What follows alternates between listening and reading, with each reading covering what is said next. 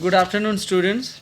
This is the continuation of the summary of Beloved, written by Toni Morrison. I provided you the summary of uh, the first 12 chapters, which is divided into two separate presentations. The first one covers till chapter 7, the next one covers till 8 to 12. So, this one will conclude the entire part 1, which is chapter 13 to 18. So, in the last section, we found that Beloved seduced Paul D, and she tried to create a hindrance or a rift between Paul D and Seth.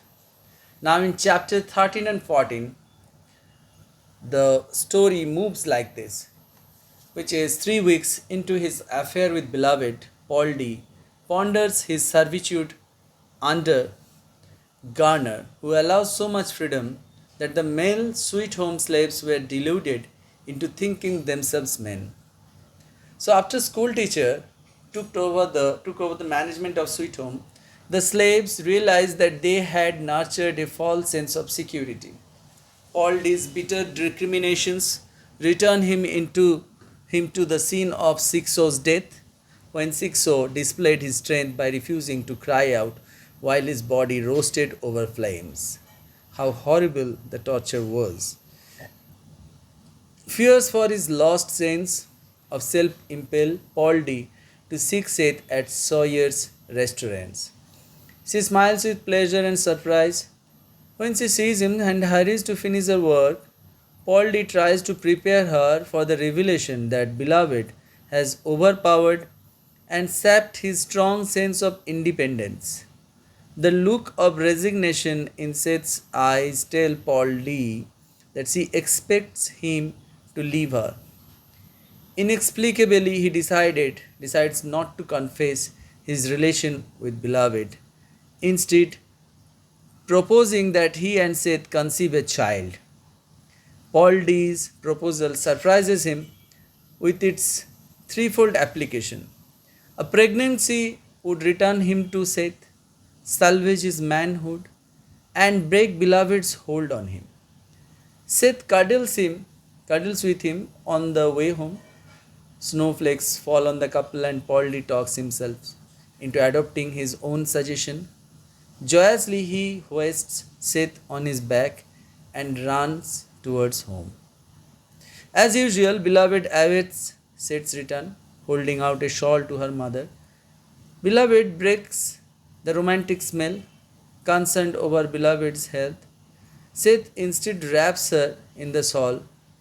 Paul D, angry at being displaced in Seth's affection, scuffs along behind, icy cold. Seeing Denver, his other adversary, he thinks, "And whose ally you?"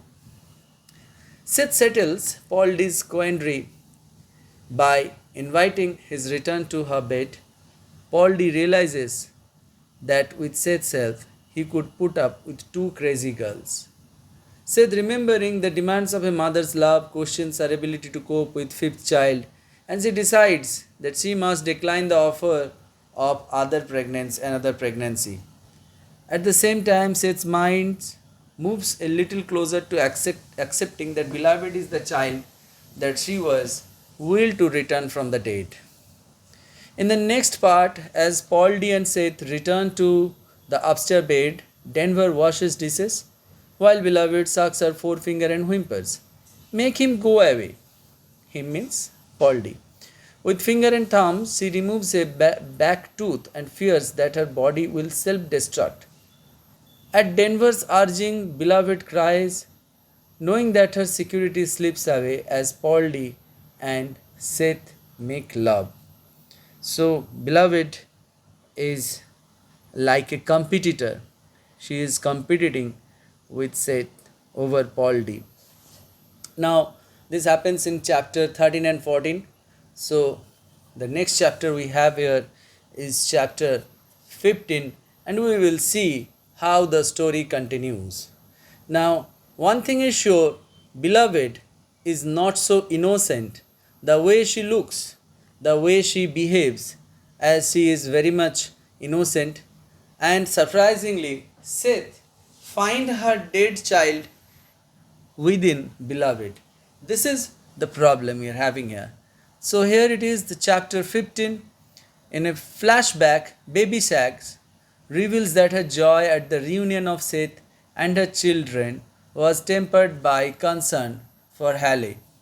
On the 28th day after he delivered Seth and her newborn baby to freedom, Stampede, an agent for the Underground Railroad, delivers two buckets of blackberries to Seth's family and feeds a single berry to Denver. Inspired by Stampede's gift, Baby Sags and her congregation celebrate by creating a feast of 90 people. In the midst of the joyous event, ill feelings begin to grow towards Baby Sags and her family. Neighbors participating in the feast grow envious of Baby Sags' manumission, formal emancipation from slavery, her two-story house, her well, and her relationship with the Bodwins, the local Quaker abolitionists, who let her live in 124. The next day, Stampede replenishes the wood pile. Baby Sags begins to feel that something is amiss and recalls the loss of her 4 daughters and 3 sons. She allows herself to linger over memories of Hal, her 8th child, and her favorite, whom Mr. Garner purchased when he brought Baby Sags from Carolina to assist his wife with kitchen chores. As slaves, the 3 Pauls, Sixo, Halle, and Baby Sags, who limped as a result of hip displacement actually, ran Sweet Home. The sweat of Baby Sags' pain bothered Halle so much that he persuaded Garner to let him hire himself out on Sundays to pay for his mother's freedom. Garner, who usually sheltered his slaves on Sweet Home, agreed to arrange. In her 60s, Baby Sags received her emancipation papers before delivering her to the Bodwins in Cincinnati. Mr. Garner revealed that Baby Sags' bill of sale name was Jenny Whitlow. Baby Sags marveled at the size of Cincinnati, the number of the white citizens and 2-story houses, and the prospect of working for money. Set up as a cobbler, washwoman, seamstress, and kenner for the Bodwins, she moved into her own 2-story house, which had belonged to the Bodwins' grandparents.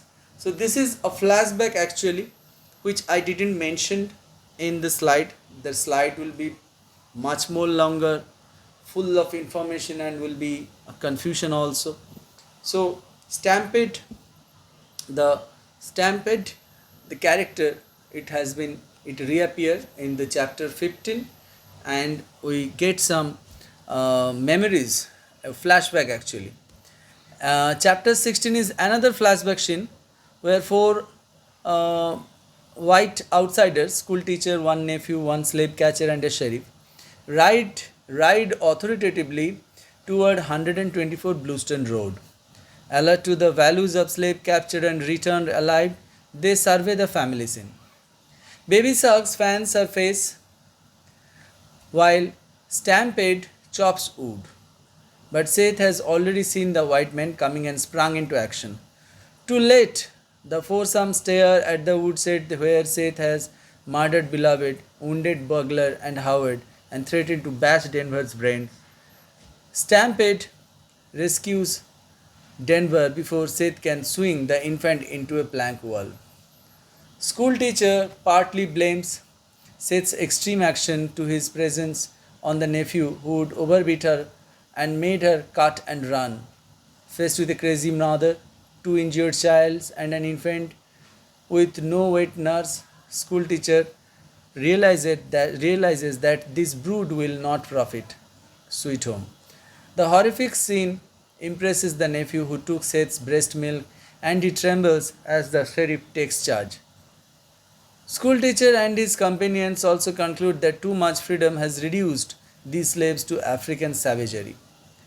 Before the sheriff places Seth in custody, Stampede tries to take Beloved's corpse from Seth's clinging hands and give Denver to her mother.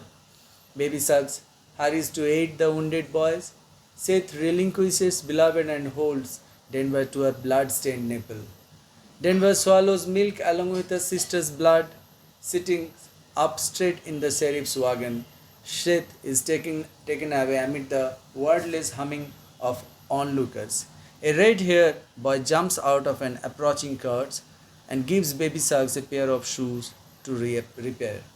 So actually, Stampede has a memory, and Stampede itself, the character has some reference which is related to the earlier action of Seth, where she actually killed Beloved, the child. She was not ready to accept this, that if the school teacher recaptures her and bring them back to their slave home, then her child will also be a slave. That's why, to avoid this, she was so furious. She hated slavery so much that she actually killed her own children to save the misery, save the child from misery. So this happens in chapter 16. So chapter 15 and 16 is basically a flashback. Now we are moving to the summary of chapter 17 and 18. We are returning to the present. Now this particular slide, where you will see returning to the present, Stampede offers Paul D proof that Seth was jailed for murdering Beloved. That means the very child, Beloved, now she reappears as a girl. She was originally been murdered by her own mother, which is none other than Seth. He shows Paul D. Seth's pencil-drawn portrait in a newspaper clipping that describes the murder. Paul D. denies that the mouth of the pictured woman belongs to the Seth. Stampede explains how the murder occurred, nothing that Baby Suggs felt the approach of danger. He indicates that because of the rivalry the previous night, the partygoers dropped their guard and failed to spot some new white folks with the loop. Paul D. continues to reject the truth even after Stampede reads the article aloud. Paul D. asks Seth for the truth, and her words mix tender memories with horror. To distraught to Seth spins around the kitchen, recalling her insufficient knowledge about babies and nutrition, the painting of the steps that entice the crawling Beloved, and her attempts to work and simultaneously watch over her children at Sweet Home. Paul D. realizes that Seth killed her child with a hand saw, which is gruesome. He accuses Seth of the crime and then withdraws him from the house. Seth suspects that she may never Paul D. again. So, Stampede actually informed Paul D. about the crime, about the murder which Seth has committed. So, when he was convinced about it, he moved out of the house with disgust. So, this was the completion of part 1, which consists of 18 chapters. I know it's a bit long, and as we are using this platform and we are in a difficult time, we have no other option to share our idea about this. I hope this presentation is merely like a podcast where I provided chapter-wise details. The visuals will provide the outline of the story, but you need to pay attention to my voice actually. Otherwise, you won't be able to synchronize the entire story. The entire presentation is very brief. The visual is very brief, but my voice, the lecture I am providing you, is given. I tried to provide all the details over here. I would like to